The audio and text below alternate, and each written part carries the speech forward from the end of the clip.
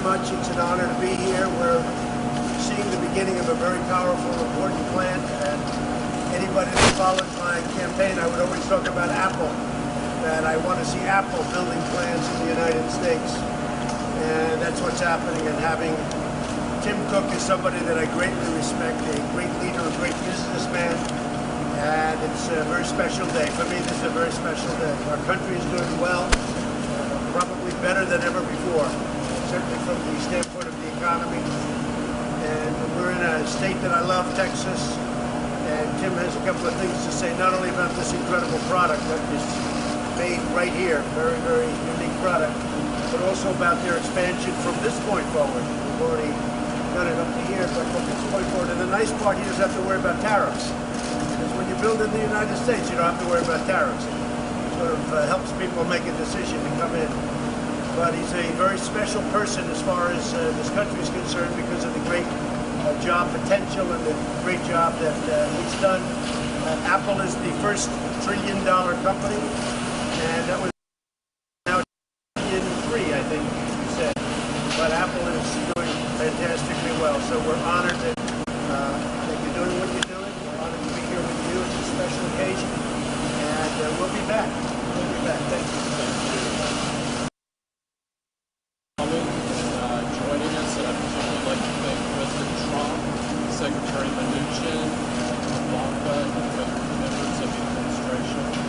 I'm grateful for their support in pulling today off and getting us to this far. It would not be possible without them. What you're seeing here in the product, the Mac Pro, is 15,000 times more powerful than the original Mac, and it can perform 56 trillion tasks per second. That's 56 trillion tasks per second. It's absolutely global. We could not be more proud of the product. It's an example of American design, American manufacturing, and American ingenuity. We want to thank everybody for coming, and I'm turning back to you. One other thing. This morning we also announced a $1 billion investment, groundbreaking.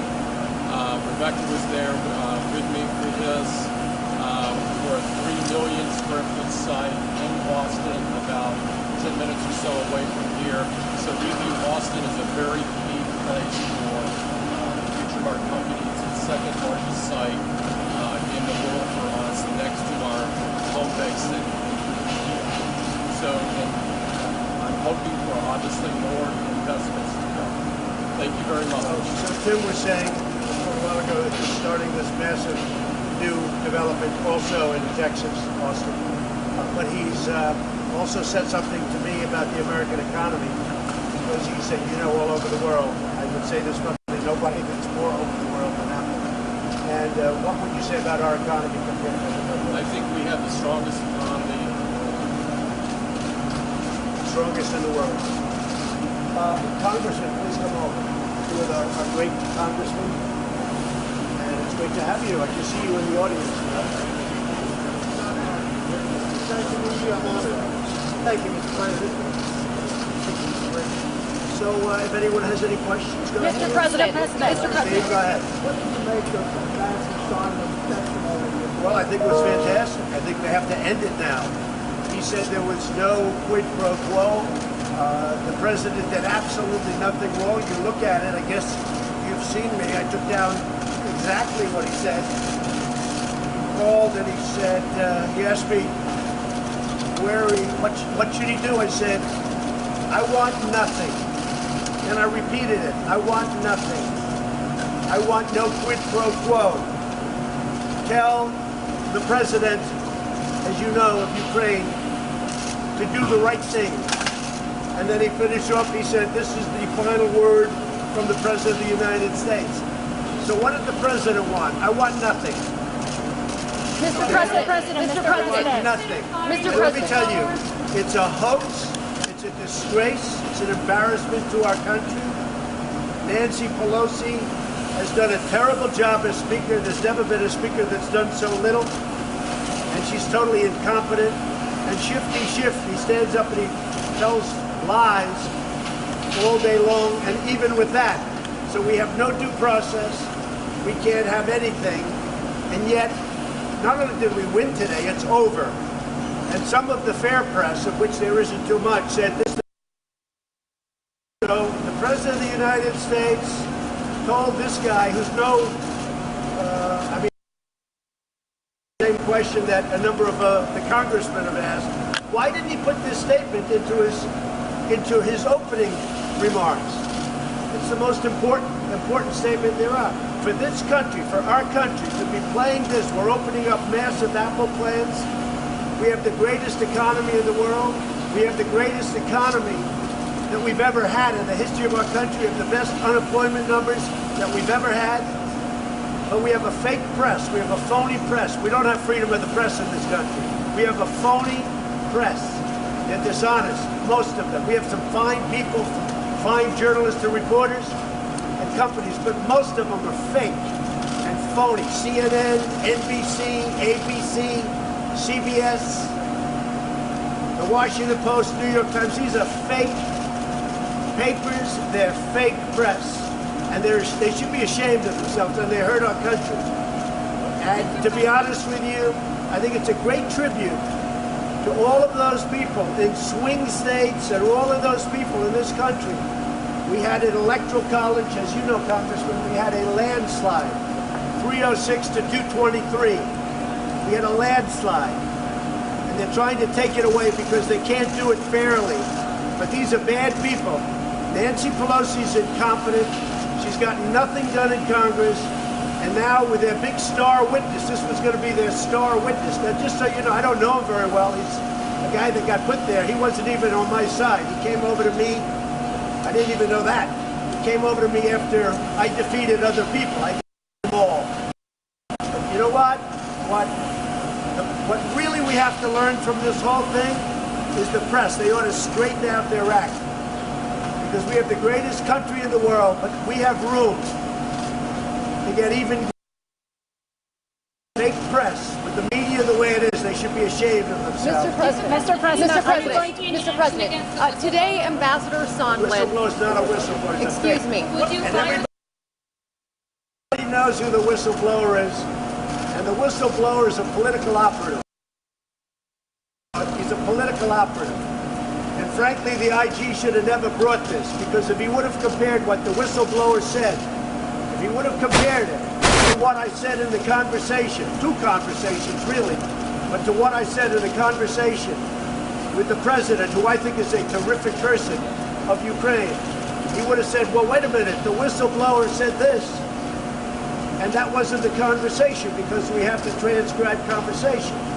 And also, Shifty Schiff, he's a dishonest, he's a corrupt politician. When he imitated or tried to copy my conversation, he didn't copy. He made up a conversation, went before Congress, and made up a phony conversation, just like he does every time he talks. It's a phony. He's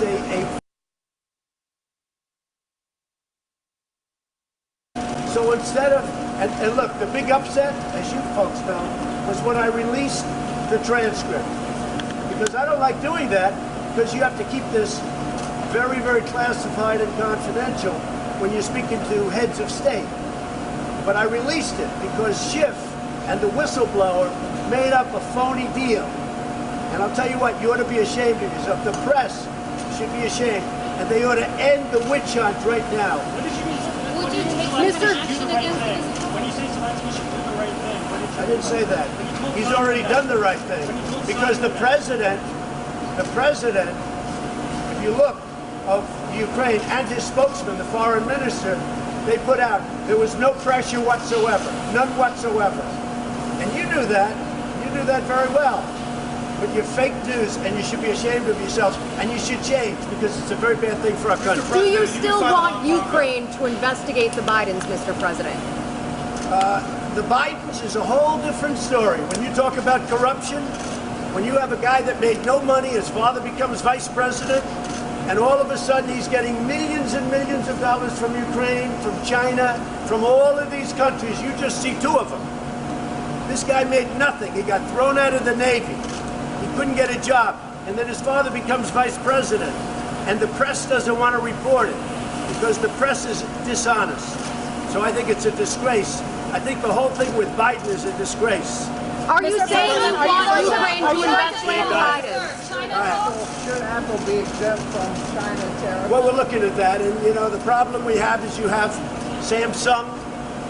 It's a great company, but it's a competitor of Apple, and it's not fair if, because we have a trade deal with Korea. We made a great trade deal with South Korea, but we have to treat Apple on a somewhat similar basis as we treat Samsung. Now, with all of that being said, we're doing very nicely with China, but I like it the way it is now, because we're taking in billions and billions of dollars, and we're giving some of that money to farmers and others. But we are looking at Apple. What I wanted Apple to do from day one, from before I got elected, I said someday we're going to see Apple building plants in our country, not in China. And that's what's happening. It's all happening. It's all the American dream. Our country has never done better. It's doing better than it's ever done. Unemployment, the lowest levels. The numbers just came out today. African American, Hispanic American, Asian American, the lowest they've ever had in the history of our country. So we're very happy. Will there be a trade deal in place before the end of the year? Will there be a trade deal in place before the end of the year? So I can tell you this. China would much rather make a trade deal than I would. Then why haven't they? Because I haven't wanted to do it yet. And why haven't you wanted to Because yet? I don't think they're stepping up to the level that I want. I spoke earlier today with Mr. Cook, and he said another round of tariffs would be bad for business. It would be bad for the United States. I know, but, Will you know, the tariffs take here's what I effect say. December 15th? Here's what I say. What do you know? I put in tariffs. Everyone said, oh, gee, you're taking in billions, hundreds of billions of dollars we will be taking in.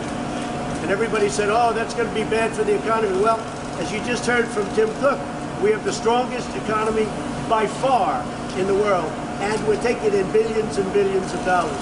So we'll see what happens. We are dealing with China. I have a great relationship with President Xi. They're a great country, but we're a greater country than China. If I didn't win right now, China would be a bigger economy than the United States. But because I won, we picked up, reported on your network, $11 trillion in worth and value. And China's lost probably $25 trillion. We are much bigger than China right now, and we're going to keep it that way. But you sound all. more optimistic. Solomon said you wanted selectively to announce investigation. Any update on auto tariffs?